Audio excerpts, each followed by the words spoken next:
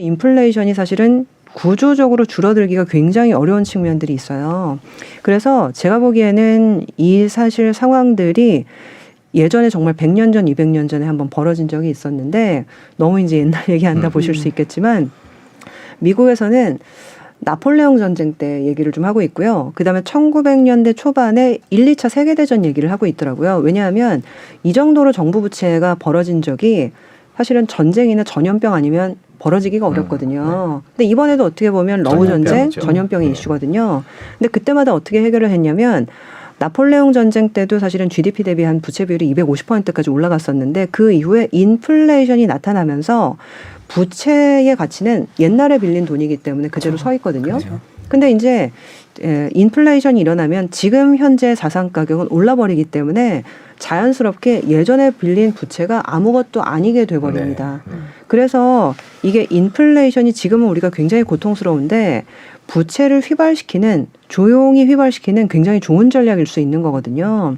그래서 이게 정부가 지금 인플레이션이 문제라고 다 표면적으로 얘기하지만 아마도 사실은 인플레이션이 나타나는 거를 좋아하고 있을 수도 있다라는 약간 음모론 같은 얘기들이 있어요. 왜냐하면 이런 디플레이션 내지는 이런 부채들을 전부 다 휘발은 시켜야 되기 때문에 그래서 제가 보기에는 인플레이션이 어떤 이유로든 피하기가 굉장히 어려워진 것 같다.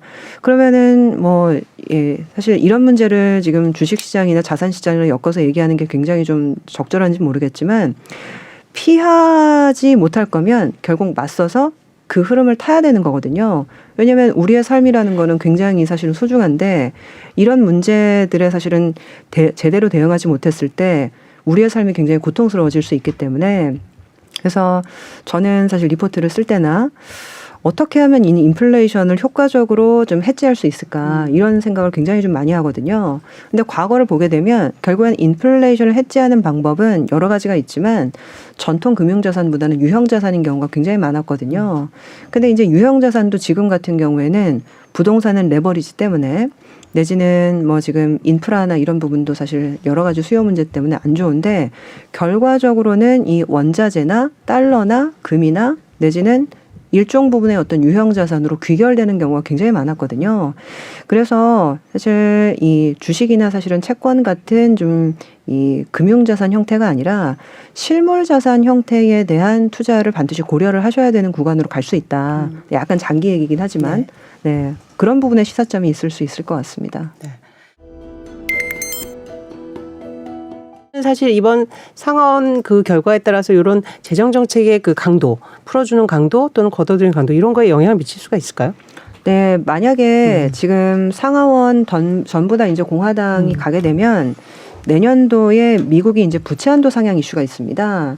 이게 이제 부채 한도를 상향을 하게 되면 더 돈을 빌리는 거기 때문에 결과적으로는 이제 공화당은 자꾸 이제 부채를 늘리지 말고 아예 사실 줄일 부분은 확실하게 줄여서 그러면 세금을 더 걷지 않아도 되는 거 아니냐 이렇게 얘기를 하고 있거든요. 그래서 이제 공화당 입장에서는 이 부채 한도에 대한 상향을 아마 태클을 걸려고 할 가능성이 굉장히 높을 것 같아요. 그래서 아마도 지금 하원이 공화당이 거의 확정적이기 때문에 아마 내년 초에 부채 한도 이슈가 좀 불거질 가능성이 굉장히 높기 때문에 그거는 한번 체크를 해보셔야 될 것 같고요. 재정 지원을 지금 하느냐 마느냐에 대한 이슈든 굉장히 많아질 것 같아요. 올해 같은 경우에도 지금 민주당이 아까 이제 IRA 지적하셨지만은 각종 지출이나 내지는 정책을 줄일 수가 없어요. 특히 이제 선거도 있었기 때문에 그래서 이제 유야무야 계속적으로 채권 발행도 좀 늘어났었고 지금 재정 지출을 줄이지 못한 상황이기 때문에 아마 내년 초에는 공화당과 그 이슈에 대해서 좀 많이 맞붙게 될 것 같다 보고 있습니다.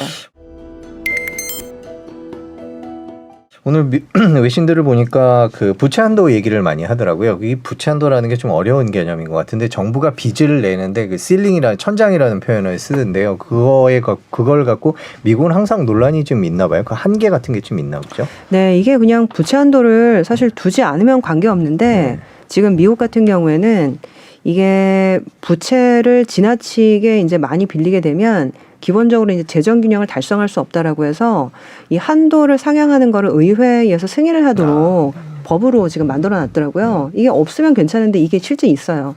근데 이거를 어떻게 보면 민주당이나 사실은 공화당에서는 일종의 어떤 좀 캐스팅 보트 역할을 하기 위해서 자기 당에 이제 유리하게 끌어가기 위해서 이걸 활용하는 경우들이 좀 많더라고요.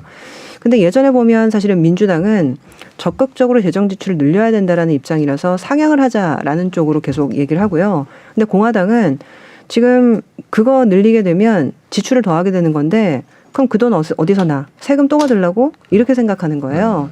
그래서 이제 공화당에서는 올리지 말자라는 쪽으로 얘기를 해서 예전에 보면 올려는 주되 그 대신 이런 거 삭감개혁 갖고 와라고 해서 공화당이 땅땅땅 도장 찍는 경우가 많았거든요. 그래서 내년도 같은 경우에는 아마 이제 공화당이 하원을 장악하고 있으면 아마 아시겠지만은 하원에서 예산안이나 이런 것들을 다 올리거든요. 근데 이제 그런 어떤 초안을 만드는 권한을 갖고 있는 하원에서 공화당이 장악을 했기 때문에 내년도 이제 부채 한도 이슈는 좀 많이 회자가 될 수 있다라고 보셔야 될 것 같습니다.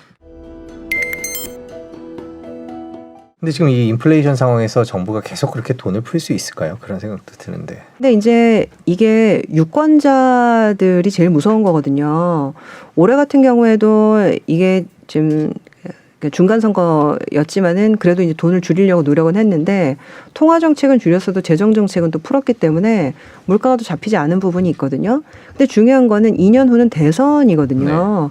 중간 선거보다 사실은 대통령 권력이 미국은 너무 중요하기 때문에 과연 대선 앞두고 사실 그렇게까지 적극적으로 긴축을 할 수 있을까?